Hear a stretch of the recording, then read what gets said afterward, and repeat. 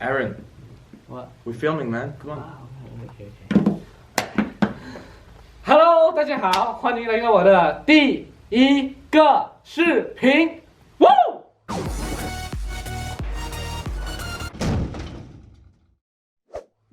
OK， 所以像我在我之前的影片所提到的，我的频道主要会是以我在英国的生活，还有关于一些英国的话题为主。说真的是挺开心的啦，也挺期待的，第一个视频嘛。但肯定也会紧张，这别质疑，第一次拍片耶，真的，我说真的，我这个自然也是强逼出来的啊。所以呢，我们今天所要说的话题是在英国生活所会遇到最麻烦的5件事。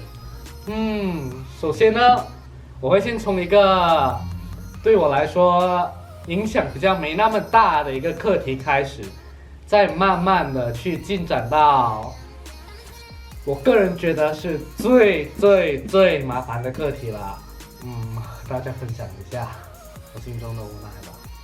OK， 话不多说，让我们来开始吧。所以第一件事呢，就是英国的马路。这为什么对我来说会是一个影响力比较小的一件事情？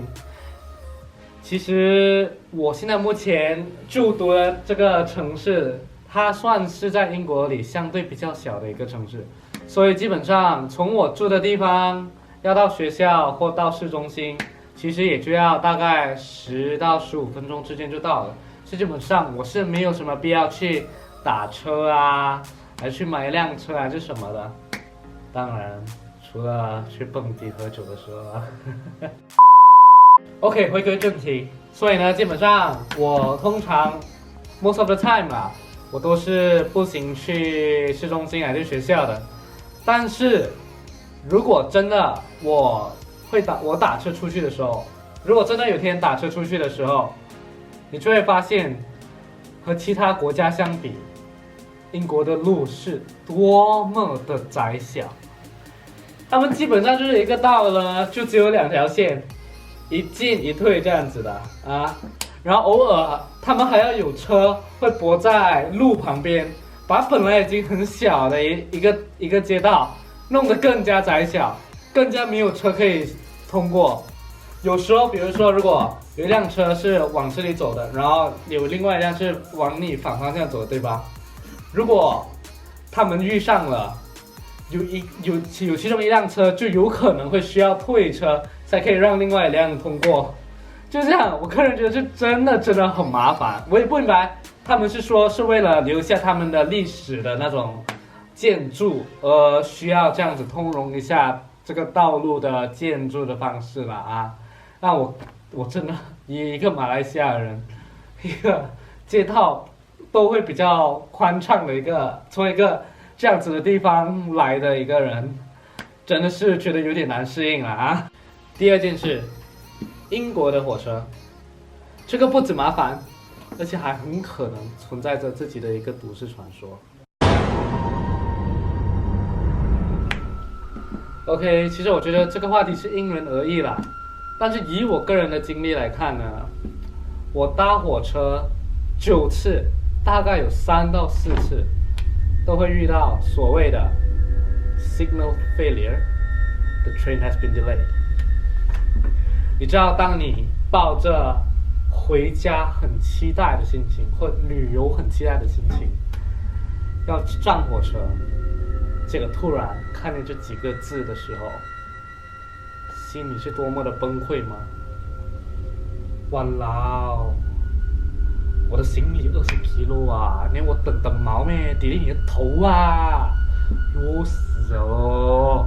我赶不到我的飞机啊，怎么办？以上就是我的想法。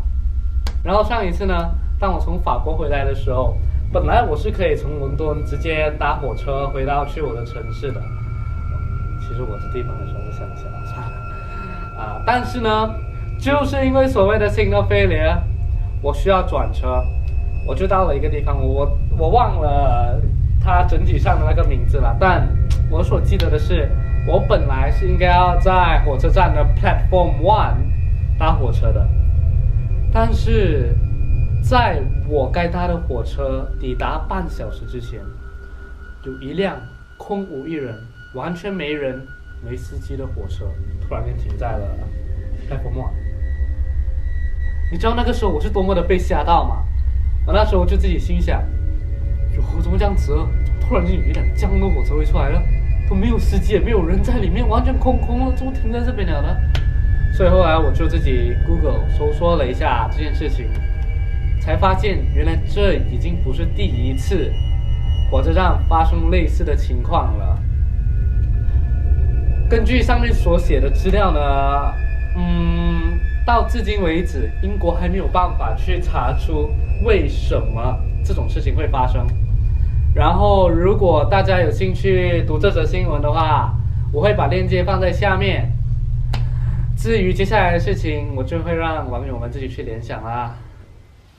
第三件事，在英国看病，我告诉你，你在英国千万不能生病，你一生病就会要了你的命。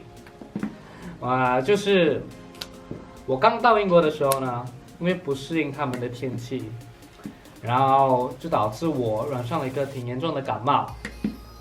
所以那天呢，我就去了学校的医疗所，是想要看病的。可是在那里，他们就展示出了他们最擅长也最喜欢做的东西：你推我，我推你；你推我，我推你。他们告诉我，要看医生是要打电话去医院预约的。我就听他们说的，我打给了医院，和他们说了我的病况，说我想看医生。但是我得到的是什么，你们知道吗？15到20分钟，整整15到20分钟。你的鼻子有流血吗？你的鸡鸡痒不痒啊？你屁股有没有流血啊？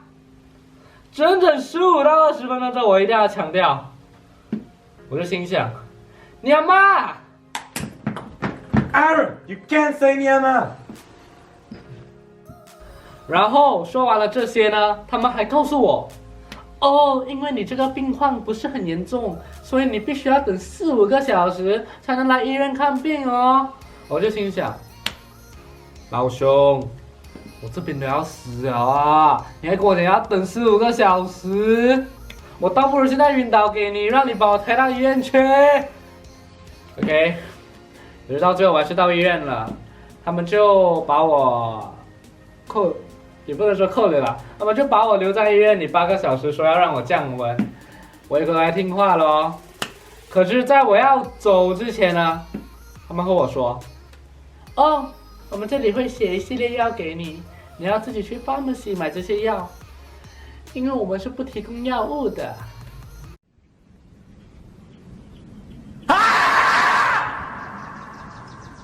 OK， 继续第4个，这还用说吗？当然是食物啦。首先呢，这个我要先告诉大家，这个是排除了伦敦的唐人街在外的，因为如果你把它归纳在里面的话，就有点不公平了啊。Fish and chip, steak, chop， 告诉你们，不管他们说那家英式餐厅是多么的出名有名都好，其实他们和普通的英式餐厅做的东西、做的食物是一模一样的。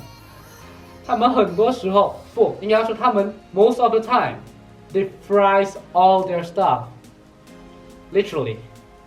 当然，我需要强调的是，可能那些有名的餐厅呢，他们肉的质量就会好过那些比较普通的餐厅。然后大家现在肯定也会想，你那里不是也会有中餐馆吃吗？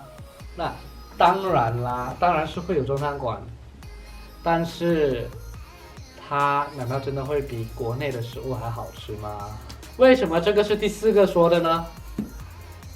因为饭是要每天吃的，这是我吃进肚子里累积了3年的吐槽。我告诉你，当你刚到英国，你肯定会觉得自己很幸运，哇，英式的食物哎，哇，英式的生活啊，真的好期待哦，好好吃哦。但是真的，如果你待上了3年，就会觉得其实他们的生活真的是挺无聊，然后他们的食物是真的很容易吃腻的。第5个，也是最严重、最麻烦的，英国的天气，看到吗？看到照片里的天吗？这就是英国一个星期里基本上5天的天气。夏天还好啦，夏天就没有这样，就会比较少下雨。但是呢，其他的季节基本上都是这样。我前几天去上课了，我的课是从1点半到3点半的。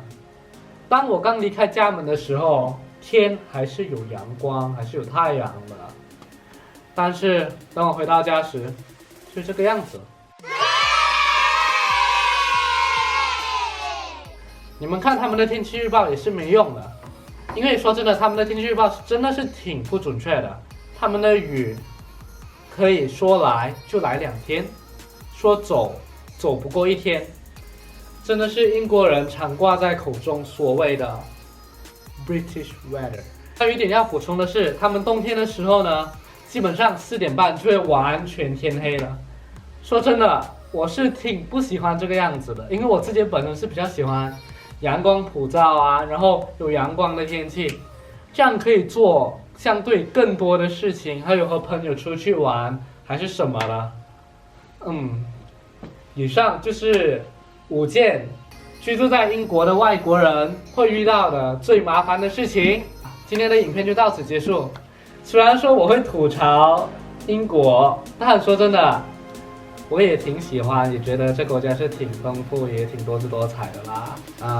当我毕业了之后，我感觉我也会挺想念这里的。虽然现在我说的是他们的缺点，但可能有天我会制造另外一个影片是说他们的优点呢。所以大家如果喜欢我的影片的话，请不要忘记点赞、订阅、分享，还有打开小铃铛哦。谢谢，我们下次见，拜拜。You guys want to join in? You want to join in?